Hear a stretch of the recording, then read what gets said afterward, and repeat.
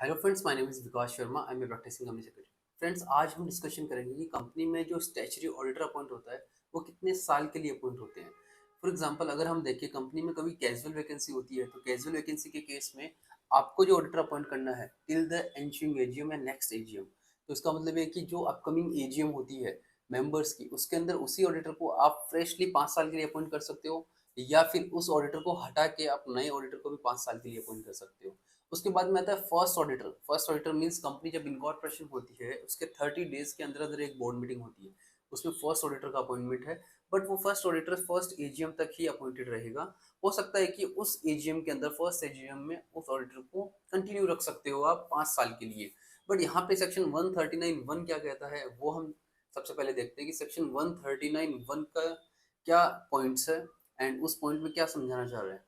Subject to the provision of this chapter, every company shall at the first annual general meeting (AGM) appoint an individual or a firm as an auditor who shall hold office from the conclusion of that meeting till the conclusion of sixth AGM, and thereafter till the conclusion of every sixth AGM, and the manner and procedure of selection of auditor by the member of the company at such meeting shall be as may prescribed। तो यहाँ पे ये बात तो clear हो रही है कि ऑडिटर को जब आप अपॉइंट करते हो फर्स्ट एजीएम में या फर्स्ट एजीएम के बाद में सिक्स्थ एजीएम में, जब उसका अपॉइंटमेंट के बाद रीअपॉइंटमेंट करना है तो भी आप 5 साल के लिए ही मिनिमम करना है। मतलब आप फर्स्ट एजीएम में ऐसा नहीं कर सकते कि ऑडिटर को 1 साल के लिए अपॉइंट करें या 2 साल के लिए ही करें। यहाँ पे आपको मिनिमम 5 ईयर्स के लिए अपॉइंटमेंट करना जरूरी है ऑडिटर को, स्टैट्यूटरी ऑडिटर को। बट यहाँ पे काफी बार क्वेश्चन ये आता है कि स्टैट्यूटरी ऑडिटर जो है, अगर किसी को 5 साल के लिए अपॉइंट किया है, फॉर एग्जाम्पल फर्स्ट एजीएम में किया है एंड आज 2025 है तो वो 2030 तक अपॉइंटेड है।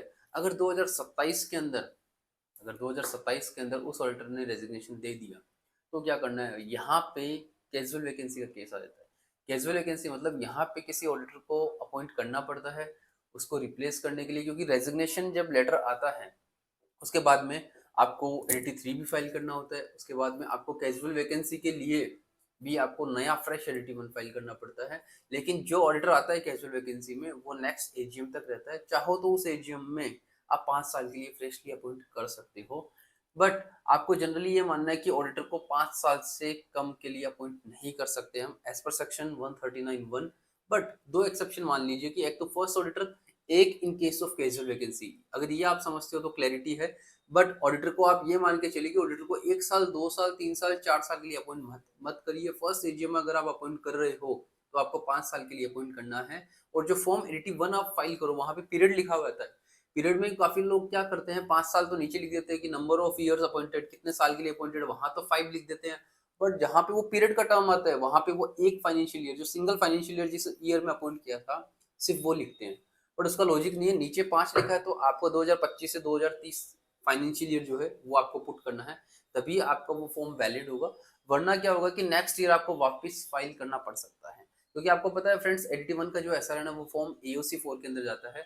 तो आपको करेक्टली फॉर्म फाइल करना है बिकॉज वो एसआरएन फॉर्म एओसी 4 में भी जाता है। और एक चीज ध्यान रखना कि अगर आपने 5 साल के लिए अपॉइंट किया है ऑडिटर को तो वही जो एसआरएन है वो 5 साल का जो फॉर्म एओसी 4 है उसमें सेम एसआरएन ही कंटिन्यू होगा।